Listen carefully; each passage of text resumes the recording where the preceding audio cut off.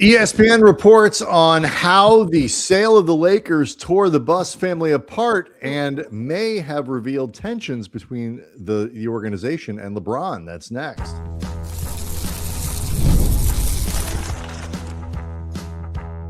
You are Locked On Lakers, your daily Los Angeles Lakers podcast, part of the Locked On Podcast Network, your team every day. Thanks to everybody for making Locked On Lakers first listen of every day, Monday through Friday, no matter where you get your podcasts. That's Spotify, that's Apple, that's maybe you're one of the 37,000 plus subscribers to the Locked On Lakers YouTube channel. No matter how you do it, you're part of making the Locked On Podcast Network the number one sports podcast network in this or any other known universe. I'm Brian Kamenetsky with Andy Kamenetsky. We've covered the Lakers for a long time. Almost 20 years, long enough to see a lot of what was described in the piece from Baxter Holmes, the long form story from ESPN's Baxter Holmes on how the sale of the Lakers really ripped at, I guess, what was left of any Buss family bonds between the siblings after Dr. Buss's death. And man alive, there was a lot going on in this story. Some of it familiar, Andy, to people, some of it perhaps less familiar, but all of it leading to a place of great family dysfunction. It's interesting. You mentioned how we've covered this team for 20 years, and obviously a chunk of that included when Dr. Buss was still alive and the ultimate shot caller of the team, and Jim Buss was, along with Mitch Kupchak, running basketball operations, Jeanie, the head of business operations. But those details, in a lot of ways, are just a different version of what we're seeing now in terms of the open dysfunction, the open fighting between siblings, tensions at times between star player and ownership, front office. Like, the names and some of the contexts change, but in a lot of ways, the stories remain the same. Just with this organization, it's grown exacerbated and I think more problematic, and certainly different in light of the sale to Mark Walter. And I think also without Dr. Buss as some form of either stabilizing force or a North Star that, if nothing else, all the children could agree upon. And that all of them would maybe want to be the best version of themselves, just to be the best son or daughter to him. But it's an interesting version of the more things change, the more they become very different. And the more things change, the more they remain exactly the same. Yeah, it's definitely obviously worth a read. And it gets into a lot of this. There's a lot of interesting stuff in there that gets to the why now. Why did, after this long, after a lot of years of the family saying that they wouldn't sell, that if they, we're not going to do this, that if we were ever to sell the Lakers, the first thing we'd want to do is buy the Lakers, which is, part of the story that, part of the story that is relayed a fair amount over the course of what Baxter is writing about. But you really get a sense of how things ended, and Jesse and Joey Buss, how they left the organization. We knew they didn't so much leave as they were told to leave. Right. They were fired. Right. And actually at the same time that Jeanie, the older sister, was fired too. That was actually new news to me. Right. Only because I kind of didn't realize that she worked there. I did. Or had any kind of official post. But either way, like, none of them were, it had been reported that Joey and Jesse were not let go by Jeanie personally.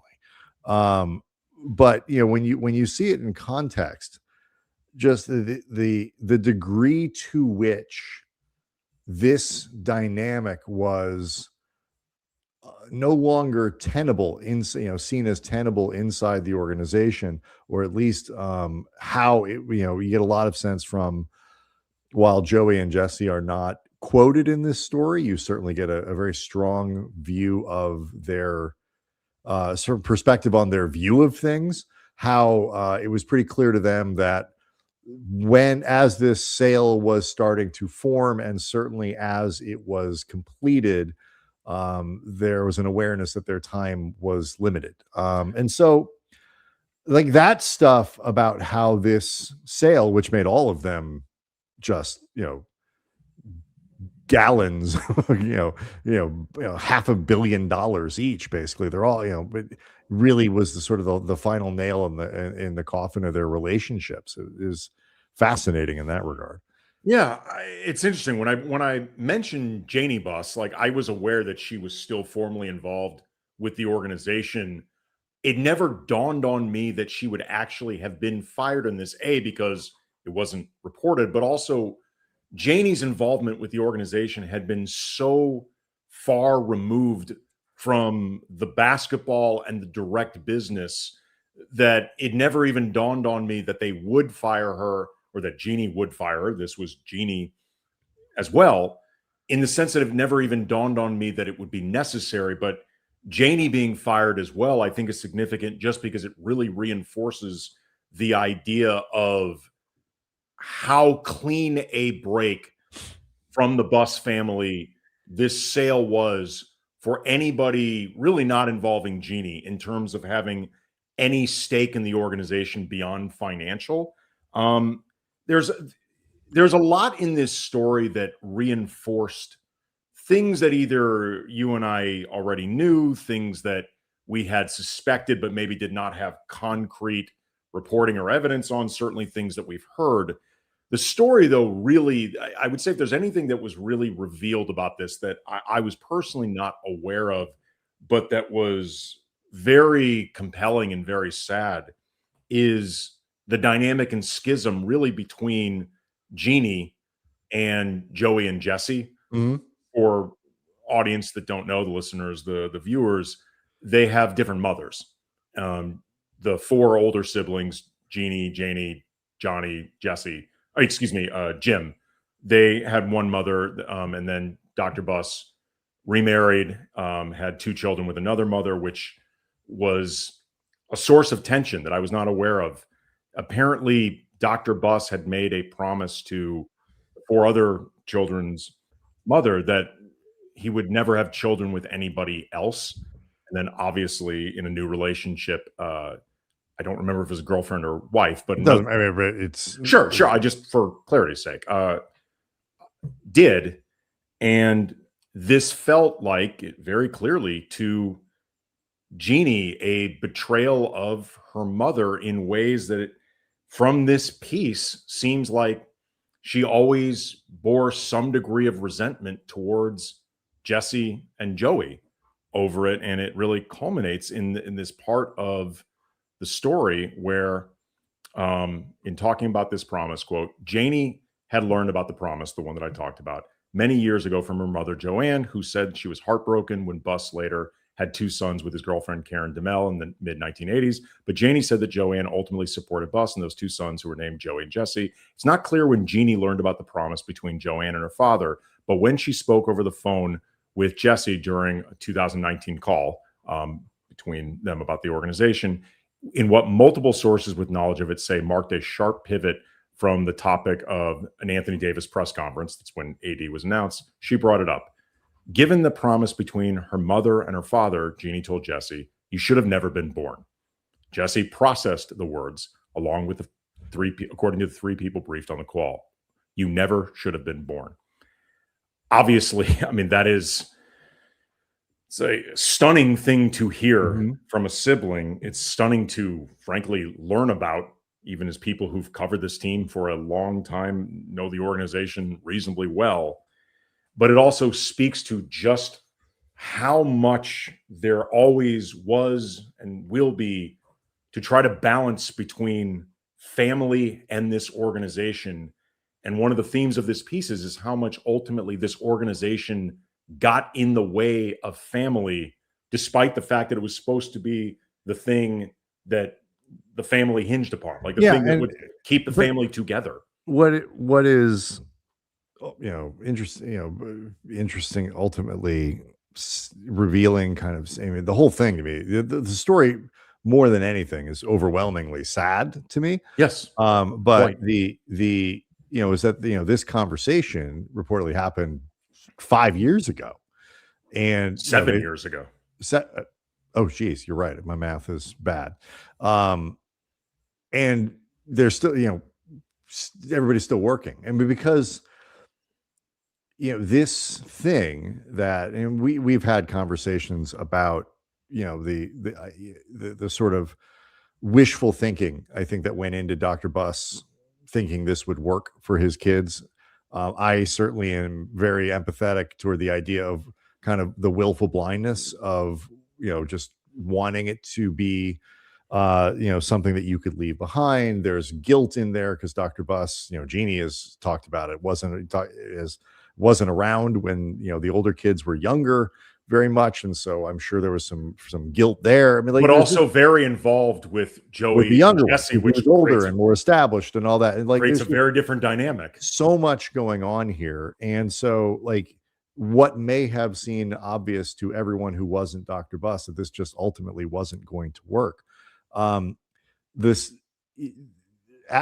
the break, we'll talk about kind of what else is in here. There's a lot of stuff about the relationship with LeBron, both Jeanie and Rich Paul responding to that over the course of Wednesday afternoon. But I want to talk just a little bit more before we get to that about what I found to be the most revealing part of this when we get back. So we'll do that next. Locked On Lakers is brought to you by TurboTax. Tax season doesn't have to take over your life. This year, TurboTax is making it easier than ever to just hand things off, move on with your day with TurboTax full service. You can have your taxes done for you by a trusted local expert, start to finish, without the stress or guesswork. Instead of spending hours trying to figure out forms, you can meet with a local tax expert in person or connect online to handle everything from W-2s to self-employed forms. As somebody who's had to do this stuff before, it is a hassle. TurboTax will be very helpful there. And they can work to get you every deduction. Also huge. It's a huge time saver and a real peace of mind. Just knowing an agent, an expert, they're handling it. For a limited time, you can have your taxes done by a local TurboTax expert for just $150. And in all, if the TurboTax expert didn't file for you last year, just file by February 28th.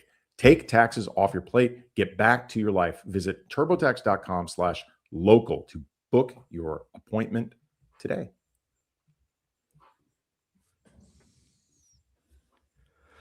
So it's worth noting that nobody from the organization spoke, at least on the record, to Baxter, in not just Jeanie, but Tim Harris and Kurt and Linda Rambis, anybody connected to the organization. The newly wealthy, extremely wealthy. We'll get to that in a second.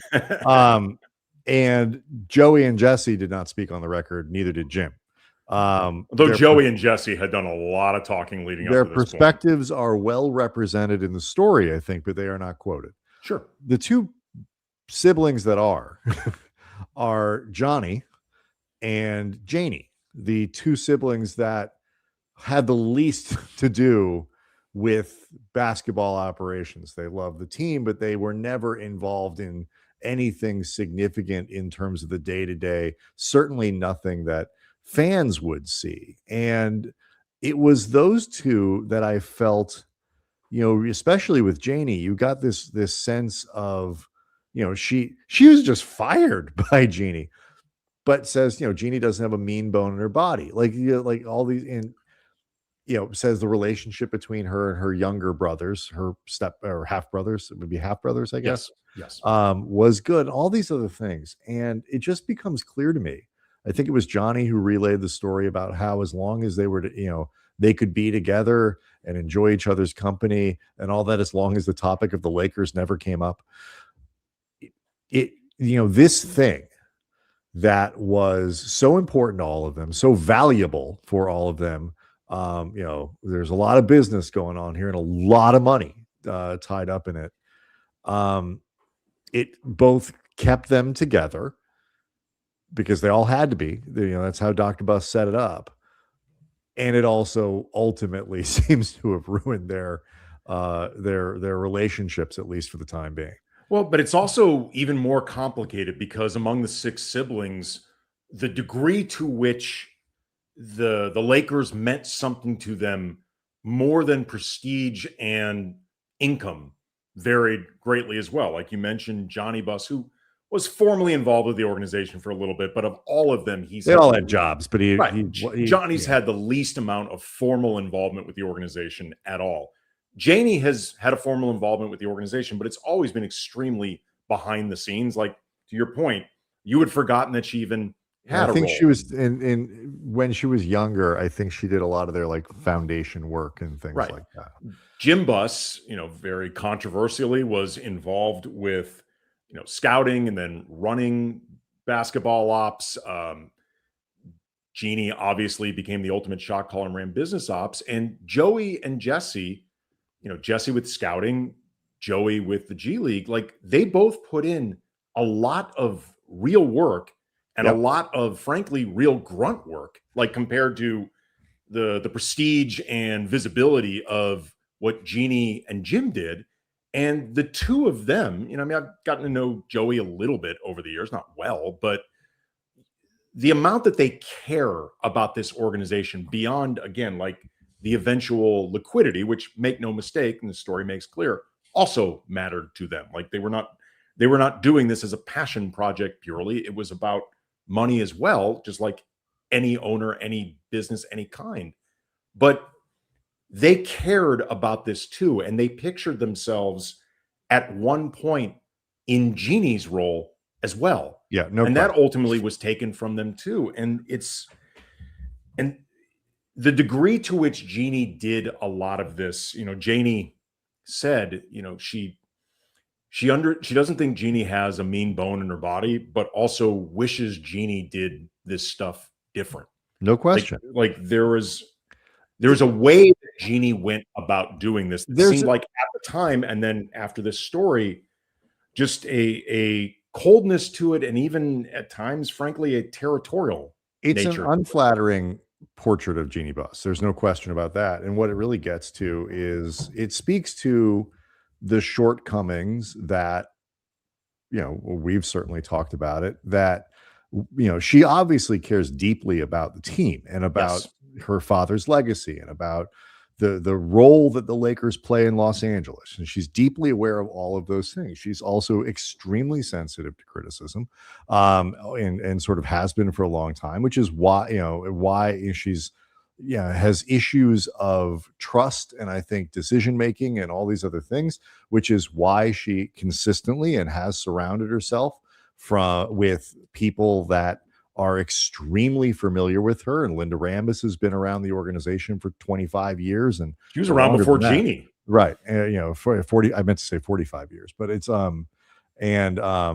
Kurt's still there and been there. And when she let go of her brother, she brought in Magic Johnson and Rob Pelinka. And like, these are people who are close to her and that she trusts, whose voices she trusts, and why that circle has never expanded. And, you get a feel for why, while she was an excellent person to do sort of the business ops, be the face in front of the league and all these things while Dr. Buss was alive, she was not well suited for the job of running the organization and making the big decisions after he passed. And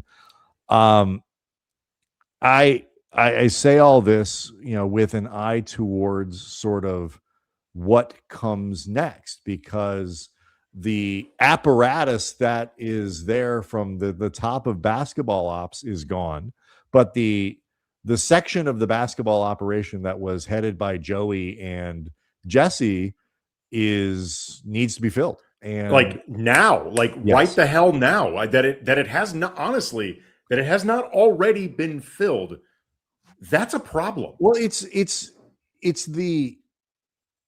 the first I know people look at what's going to happen to Rob Pelinka, what's going to happen here, like how they decide and what the scouting department and all that stuff looks like when they rebuild it, because when they let Joey and Jesse go, they let go of, I think, all of the scouts. Maybe I believe so. one guy I believe it was all survived, but I'm pretty sure they all got let go.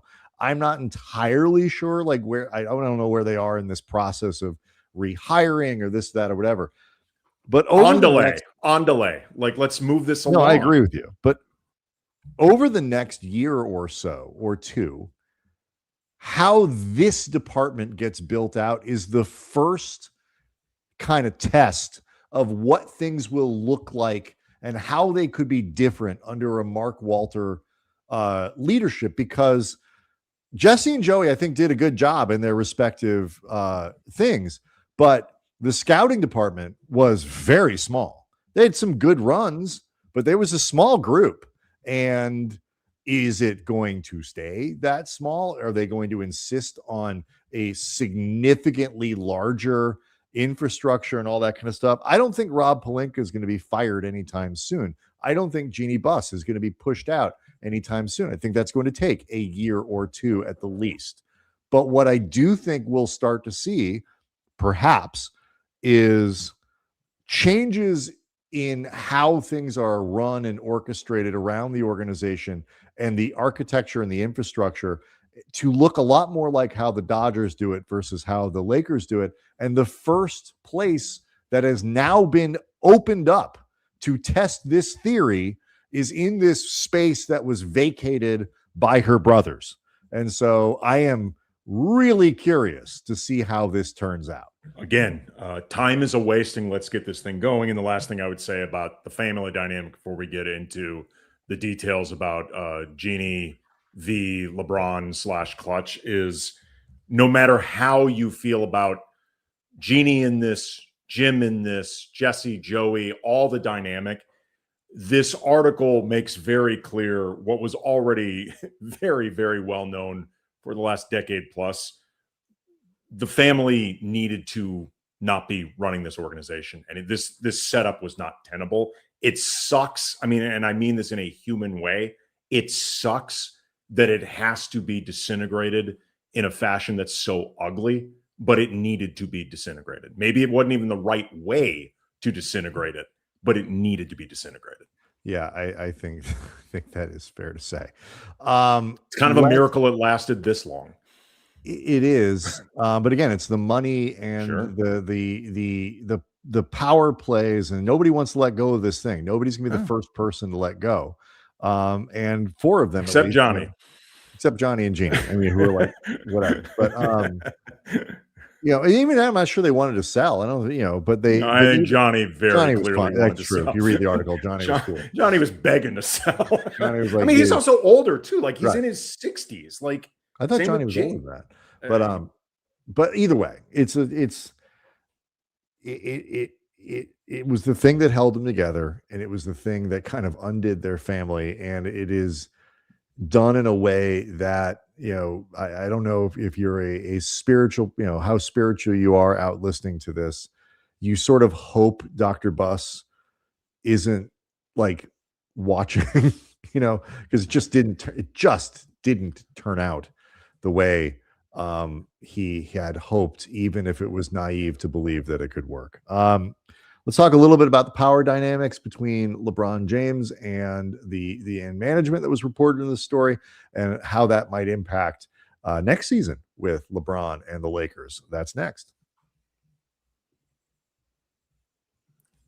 Locked on Lakers is brought to you by Quo. New year, new systems. This is the time when a lot of us look at the messier parts of running a business and think there's got to be a better way. There is. Quo, Q-U-O, the smarter way to run business communications. And if you're ready to make your workday smoother, keep customers connected without the headaches, Quo makes upgrading your setup even easier, even better. Having calls, texts, and voicemails in one clean view keeps everything organized, helps you stay responsive. Being able to share one team number, just one, makes it so much simpler to ensure nothing gets missed. Make this year the one where no opportunity, no customer slips away. Try Quo for free, plus get 20% off your first six months when you go to quo.com/LockedOnNBA. That's QUO.com/LockedOnNBA. quo. No missed calls, no missed customers. One of the things that was certainly getting the most attention to over the course of this, and it's, obviously Andy and I clearly find some of these family dynamics things to be just as interesting, if not more, but the notion of friction and jealousy and all these things between LeBron James and the organization, and the perception that Jeanie was stung, Rob Pelinka was stung, both of them resentful of the idea that LeBron James sort of saved the Lakers, that he was a franchise savior and he was the reason that the team was able to kind of turn things around, eventually win a title. If you had forgotten, they were catastrophically bad for most of a decade before LeBron arrived. And they didn't like that perception, and that was a sort of source of tension, I guess, between those two camps. Yeah, and for what it's worth, Jeanie Buss released a statement to Sam Amick of The Athletic in response to this story. Quote, "It's really not right, given all the great things LeBron has done for the Lakers, that he has to be pulled into my family drama. To say that wasn't appreciated is just not true and completely unfair to him," which is interesting because it's not really a denial of, or a hard denial of, a lot of the details in the story. It's not a denial of anything in the story. Right. Well, I mean, there's an inference, I guess, that, by saying all the great things LeBron has done for the Lakers, that there's an appreciation of them. Well, I think it's, let me rephrase. I think it's sort of a denial of this idea that they were resentful or don't appreciate LeBron. I think it is not a denial of the rest of it. Right. Again, I think there's a little bit of parsing that can go along with it. But well, we'll get to that in a second, because regardless. Rich Paul said more about this, and I don't want to read all of it, but talking with Max Kellerman on his podcast, Game Over, mentioned. Did you know Rich Paul had a podcast? Sure as hell do now, because it's first of all, for people like us doing a pod 5 days a week, and occasionally there are slow news days. Rich and our old buddy Max prevent that from ever happening. So gracias, fellas. He said, reading part of this quote, "Who gives a bleep? I don't write. You don't know what's true, what's not true, but where there's smoke, there's fire." I've seen some of the stuff that came out about it. Obviously, talking about different scenarios in terms of power that we may have. Here's all I know. There's an appreciation for guys like Michael Irvin. There should be our legends, and there damn sure should be appreciation for a guy like LeBron. Later went on to say, talking about the relationship that they have with the organization, there's going to be some type of annoyance at some point. It implies even run both ways. That's part of it, but I like to focus on the things that were done well, done great. Every year you're fighting to reach common goal. When you have level of guys that I have, that relation I have as an agent, as clients, that relationship at times becomes a partnership. There's people that are very envious of that partnership.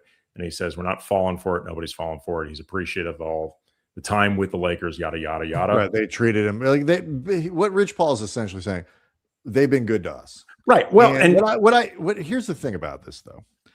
It is a headline grabbing kind of thing. And it is sort of designed, I think, to, at the very least evoke the idea of kind of warring factions. And I think that's just in my mind, that is, and it remains too reductive about how this entire relationship has been. It has always been transactional. That much we've known. LeBron came here because he wanted to come to LA. The Lakers, all they needed to do, clear the runway and not screw it up. And LeBron was coming. But with every star relationship, especially in the NBA, there is going to be moments where team star and team are not on the same page. It was true of the Lakers with Magic. It was Dr. Buss. Magic was a son to Dr. Buss. And there were moments where the two of them were at odds. We were in the middle of Kobe's trade demand. That was an absolute mess. Kobe and the Lakers were at odds frequently. And, of this, and the idea that LeBron and the Lakers would never be at odds over stuff is not antithetical to the idea that they would also be very appreciative of each other and broadly supportive and thankful for the support.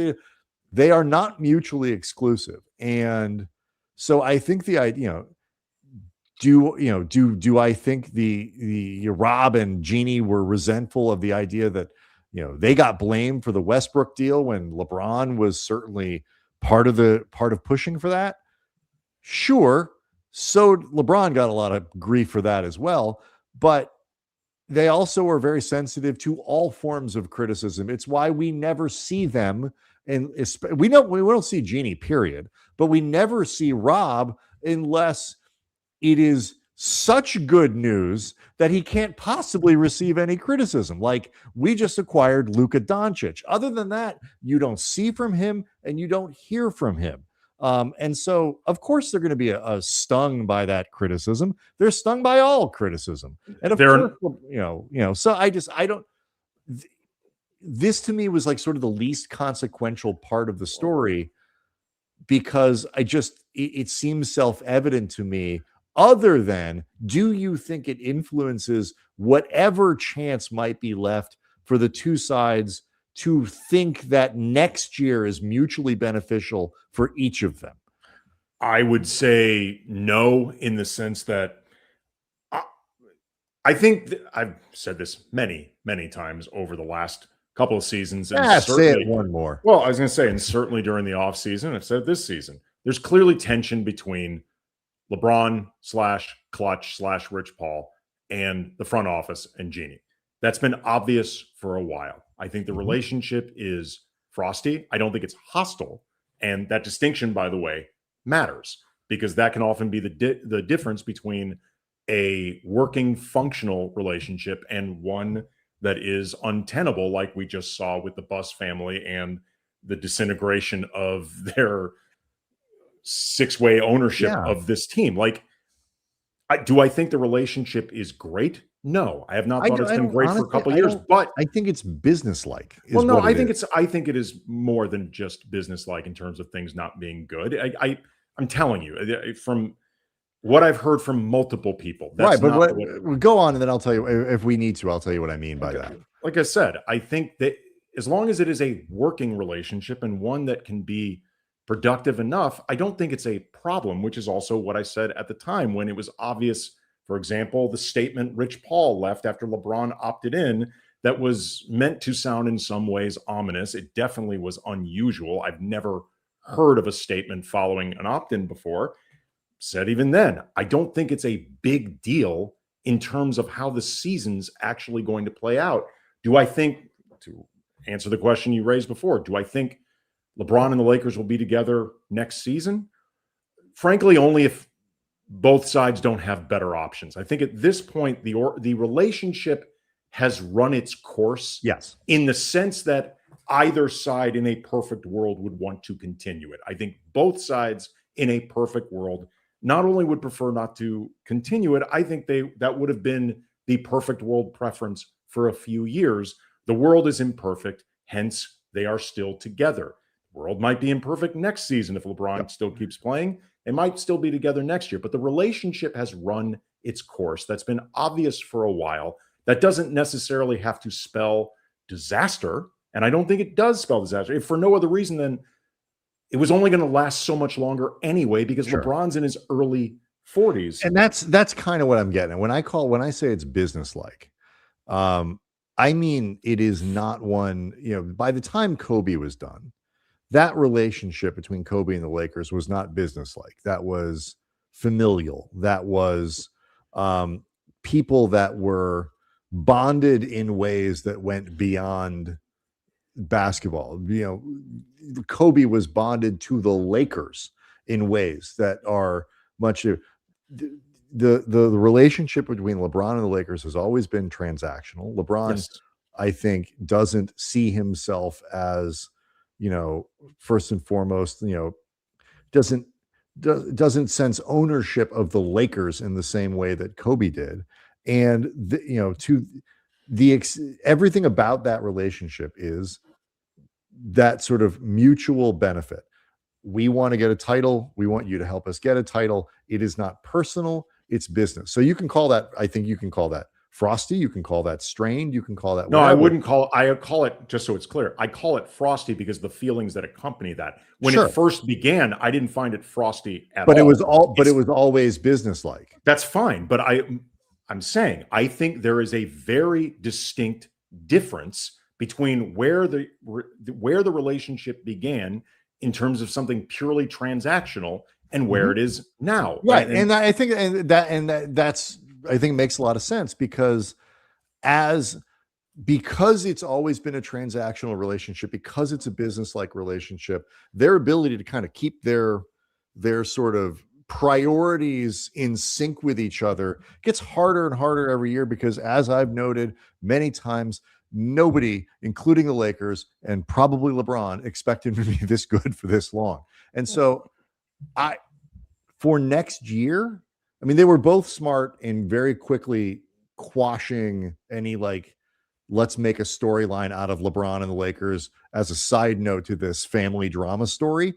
But going forward, I agree with you. I feel like it returns next year if nobody can figure out something better, which is possible, by the way. The last thing I would say, though, because I think it matters in terms and it matters moving forward. And I don't even mean with LeBron, but it matters moving forward, period, for as long as Rob Pelinka is running basketball ops, for as long as Jeanie Buss has, to whatever degree of say she still has in the organization. This idea that there was resentment over the power that LeBron and Anthony Davis, while he was here, and Klutch accrued, the way that power would manifest itself, the point of no return is really the Russell Westbrook. That's the flashpoint of all of this. Who's really running things? Who deserves the blame? Who really pushed for this? All that stuff. And the idea that, which was very true, LeBron and Klutch had a ton of power in that organization, too much resentment towards it, whatever. It is important to remember they had as much power as you gave them. You cannot allow that entity to usurp your power, if that's the way you see it, and then complain about the way they use the power that you gave them. And the reason this matters is because while we are clearly moving out of the Klutch era for the Lakers, we are moving into the Bill Duffy, Luka Doncic era with the Lakers. And while I've only met Bill Duffy a couple times in passing, but he's been around forever. He's been a powerful agent for a while. He has a reputation as far as agents go, super agents, as being pretty easy to work with and relatively chill. But at the same time, you don't get to Bill Duffy's station by being a pushover. And this power dynamic with your stars and the partnerships that nobody loves to wax poetic about more than Rob Pelinka, the partnership between him and JJ, the partnership between him and LeBron and AD back in the day, the partnership between him and Luka now. If you want a partnership, then you can't be constantly worrying about the credit and the power, and you have to be willing to stand on the power that you have if you find it necessary. Both of us have always maintained that we think Rob and Jeanie were pretty into the idea of Russ as well. But if they didn't like it, it's actually more their fault than LeBron and AD's, because at the end of the day, it was their trade to either send through or stop. And they chose to do it. So at the end of the day, that's more about them than LeBron. I don't care about how much internal accountability LeBron takes or doesn't take, and he should take some. But at the end of the day, he can't call into the league office and make a trade. It's on them. He's taking sure, but I'm saying even if he doesn't, right? No, I totally get it. Locked On Lakers on YouTube is where you can hang out with over 37,000 subscribers. Big game Thursday night. Lakers trying to build on the momentum of two solid victories. DeAndre Ayton's off the injury report.